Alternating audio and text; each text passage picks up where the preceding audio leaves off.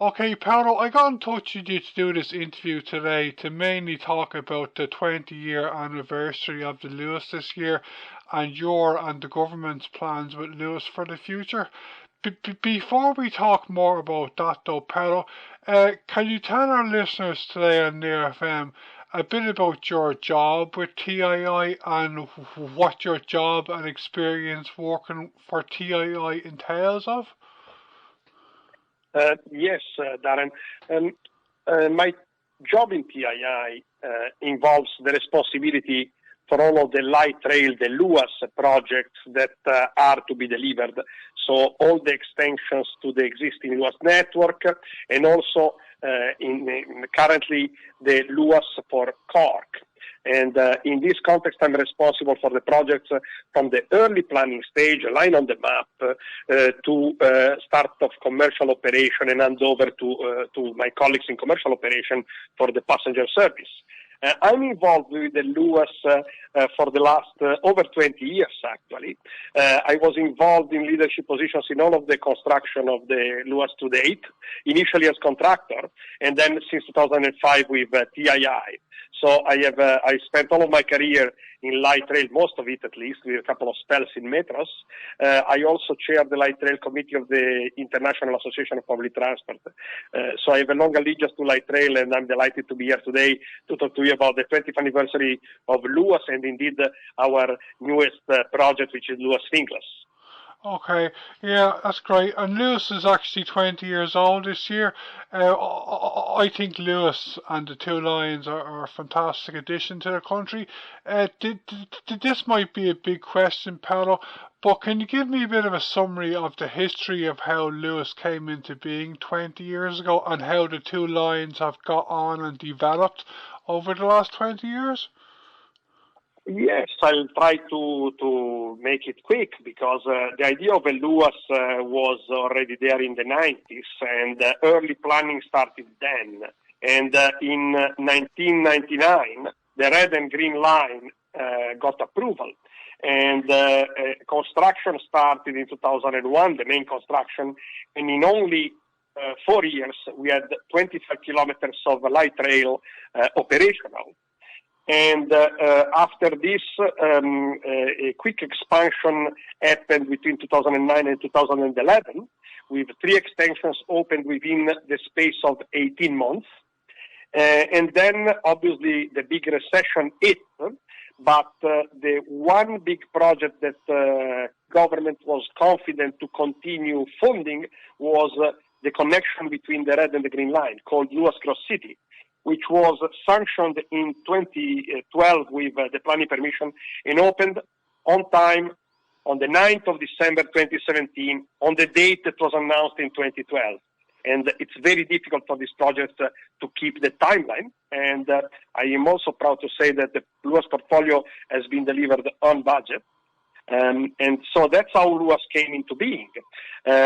Additional Luas lines are included in the current strategy for the Greater Dublin area that is developed by the National Transport Authority, who are responsible for the strategic planning and the provision of public transport in Dublin, and with whom we work very closely as the delivery agency for light rail. Okay, the addition of the Cross City line is fantastic, I think.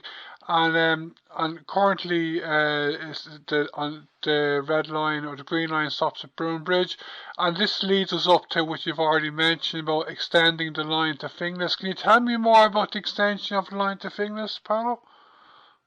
The extension of the line to Finglas is something that was envisaged in the design of the terminus. Obviously, it was a provision for the future. It involves an extension of 4 kilometers approximately from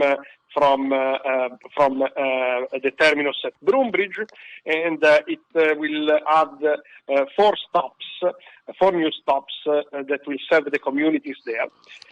It will serve a population of about 60,000 people by 2035 if it is delivered with the accelerated timeline that was mentioned in the announcement last week. And the The strength of this line is that it penetrates into the heart of the communities, because the beauty of a light rail is that it provides a capacity which can be rivaled only by heavy metro and heavy rail, but it can get really to the heart of the city or of the suburbs, and those removing a big problem, which is the connection to the last mile. Every transport planner knows that problem. And it's very beneficial because in 13 minutes we'll connect the area of Charlestown, which is there at the junction between the M2 and the M50, where there is a lot of development actually ongoing. In 13 minutes, you'll be able to go to Broombridge, where there is a railway station, and thanks to the Dart Plus West project developed by Irish Rail, there will be an enhanced tram service.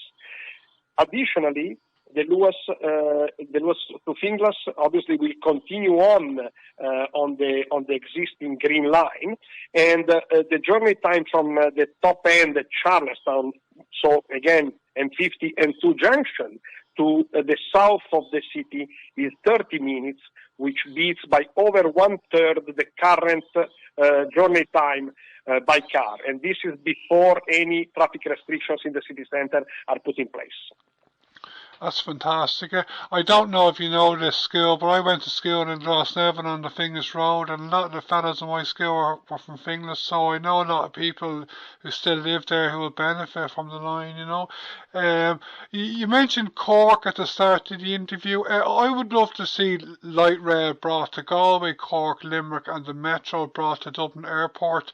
Are there any other projects, Paolo, that you think we might see starting over the next few years along with the Luas to Finglas? Certainly, in the next while, you will see an emerging preferred route announced for Cork City, which is our first foray outside Dublin. It's a project that is developed by the National Transport Authority. We collaborate with them as delivery agency, but obviously the choice of the mode of transport is a matter for NTA and for its strategic planning.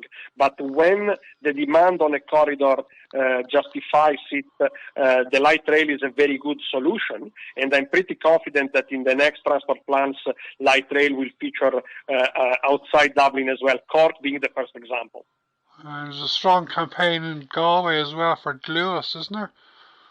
Yes, there is, and we will see what the strategy for Galway will be. As I say, the strategic planning is in the remit of the National Transport Authority, and all of this is based on, obviously, on the demand. But light rail is a very attractive mode because it provides more flexibility than heavier rail, and it provides higher capacity than the bus. Obviously, it involves a bigger commitment to construction. It's a bit more difficult to construct than a bus scheme, but each mode has its own use, and not everywhere there can be a light rail.